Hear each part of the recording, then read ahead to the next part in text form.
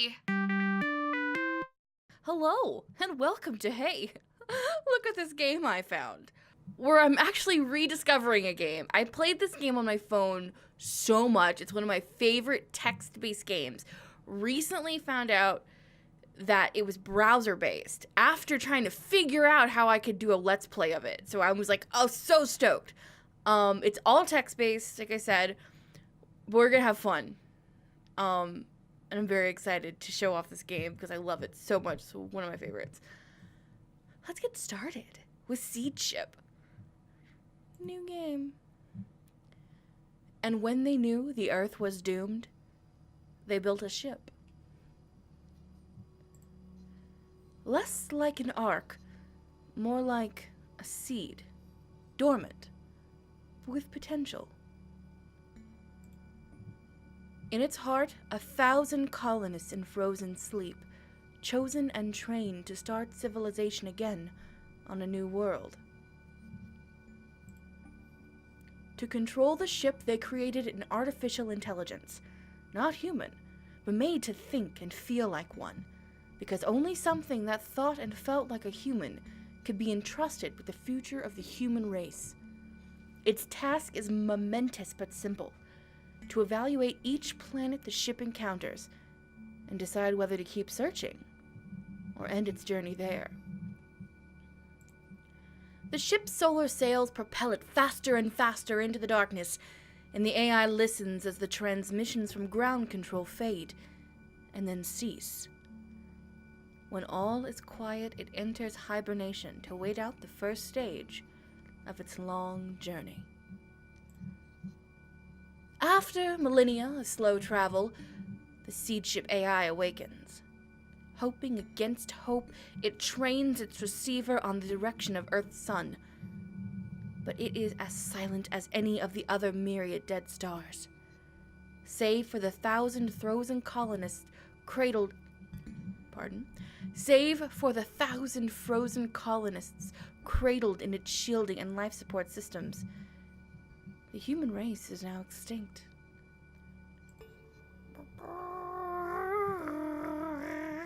That's the startup noise. Pardon me while I drink. A bit parched from all the speaking. So you'll see on the colonists, we have 1,000 colonists to start there. And then we have different scanners, and a surface probe. 10 surface probes to send down to planets. We have a landing system, a construction system, and scientific and cultural database. When I've played this game so many times that I like to I've played games where I try to see how much I could bang the ship up, and I've also tried games to see how far I can get into deep space. For this one, let's see how far we can get into deep space. I think that'll be fun. So, any damage or malfunctions during the journey should have woken the AI from its hibernation, but it is still anxious as it runs its self-diagnostic programs. The sleep chambers are all functioning, the colonists within them alive, or at least capable of being revived from their frozen stasis. Sensors functioning, surface probes responding. Landing and construction systems ready for the one time they will be used. Scientific and cultural databases intact, safely storing all that remains of humanity's knowledge and art. And you'll see why they're important later. Scan the planet! So the Seedship is in orbit of the fourth moon of a gas giant orbiting a main sequence star. Even a brief scan from orbit reveals far more information than its builders could know with their Earth orbit-based telescopes. But the AI has little use for scientific curiosities, only one concern: whether this planet will make a suitable new home for the human race. Okay, so atmosphere, marginal, bad. Gravity, high, the temperature, hot. Resources, poor. So resources poor ends up being super duper important. We're gonna move on. I'm not even gonna bother launching a probe. Screw it, move on. Slightly different, layout than I'm used to. The AI judges the first planet to be unsuitable. It turns its scanners away, spreads its solar sails, and begins another long journey through the void. Burp. Okay, oh god. Oh, right off the bat, shit. Alright. Seedship's course is taking it close to a supergiant star that's proved to be far harder than Gaius anticipated. The ship is gathering heat faster than the radiator fins can radiate away. AI must shut down a part of the heat regulation system before the entire system catastrophically fails. This is different. Okay, cool. Okay, I want to maintain the data storage module because I don't want that to go away. I'm going to allow the scanner module to overheat. Yes, only 5%. We're fine. Okay, next planet. Okay, no atmosphere, low gravity. No, yeah, move on. I'm not going to bother scanning that. The AI wakes to find that the seed ship's course is curving sharply through the darkness of space, as if caught in the gravity well of a star. The source of the gravity is invisible to the scanners, but there is only one thing it could be: a black hole. It is already too late to escape the gravity well without pushing the main engine well past its safety limit, which could damage any of the ship's systems. I'm gonna go ahead and push the main engine because I want to save the people. It's complete. She's coasting safely. All finds its buildings. Oh, cool. It finds its builders gave the engine a generous safety margin. So we good. We good. Next planet. 10th moon of a gas giant orbiting a white dwarf star. Marginal atmosphere. Very low gravity. Very cold. It's all reds and yellows. I don't want that. Here we go. This is the first thing I want to do. So, as it moves from star to star, the seed ship is gathering more data about extrasolar planets than its builders could give it. It is designed to learn from this data in order to predict which stars are likely to have desirable planets. The seed ship has now gathered enough data to upgrade one of its sensors to work at interstellar distances, so the guidance system can avoid planets the sensor reveals to be undesirable. Damage to the sensor may still result in the seed ship So I usually do atmosphere first, because I find that to be the most beneficial, I think. The seed ship's course takes it close to a newly formed star that is still surrounded by a protoplanetary disk, a whirling chaos of an incandescent gas and molten rocks that the young star's gravity has gathered from the star-forming cloud, and which is now undergoing the countless violent collisions that will eventually form it into a planetary system. There can be no home for humanity here, but passing through the disk would give the AI enough data about planet formation to upgrade one of its sensors. I'm gonna go through it. Oh no! The temperature scanner's busted! Shit. One of the whirling planetesimals hits the temperature scanner. Shit. Alright, well that sucks. But my water scanner went up. That's a thing, right? Okay, atmosphere marginal, gravity very high, temperature moderate, water oceans, but no resources. See, that's the thing. It's the I am going to send a probe, though. Surface probe sensors confirm the readings of the ship's orbital scanners.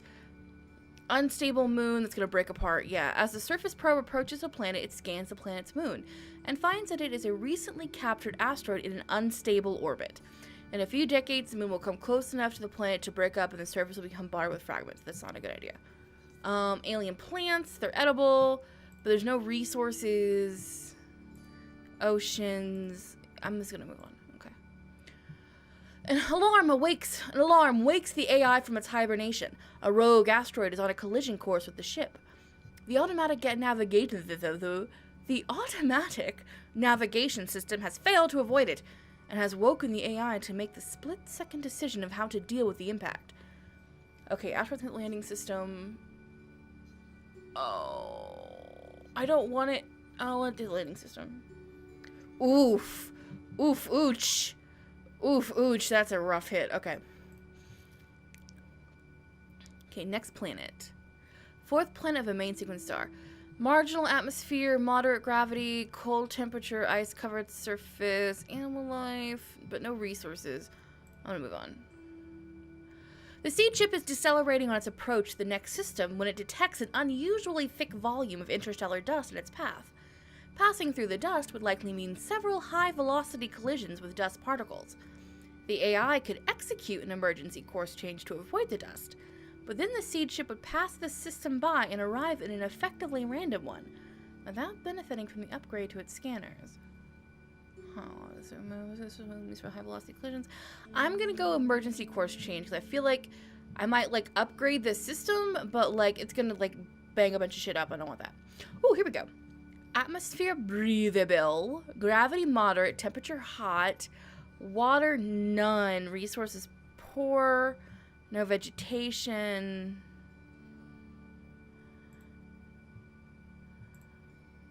Poisonous plants. Yeah, I don't like that. I'm gonna move on. Okay, upgrade a sensor. I'm gonna go and upgrade resources. Resources are surprisingly useful because, like, even if like the gravity shit, or there's not a lot of water, or the temperature's crappy, if you have the resources like iron, steel, the same thing. Steel's made from iron. Okay, if you have like iron and like copper, you know, like natural resources, nickel, is another big one. You can use the technology to like make your planet habitable, but you don't get that if you don't have good resources. So, yeah. The seed ship's course takes it through a dense star-forming nebula. I'm gonna go ahead. Fly blind. Sweet, we're good. Second planet of a white dwarf. Oof, see temperature scan failed because we're so the atmosphere's breathable. Gravity's very high. I like to get a better resources. I'm gonna move on.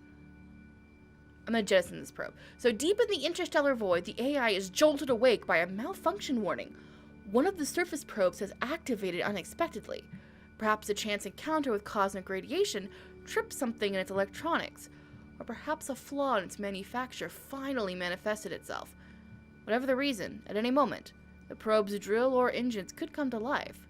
If this happens while the probe is still docked with the ship, it is likely to damage one of the other systems. We're gonna jettison that bitch. Because I very rarely use the surface probes. Because I played this game so much. Atmosphere breathable, gravity moderate, temperature very cold, ice covered, animal vision. Launch surface probe. Edible plants, useful. Ooh.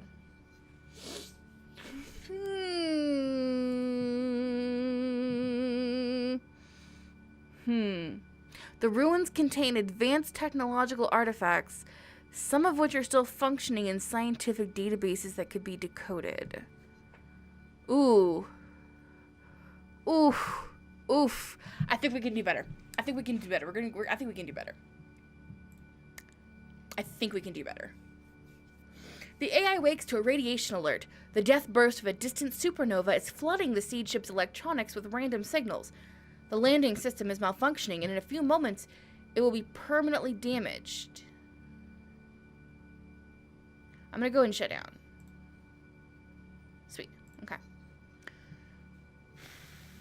Ugh. No, I'm just gonna move on.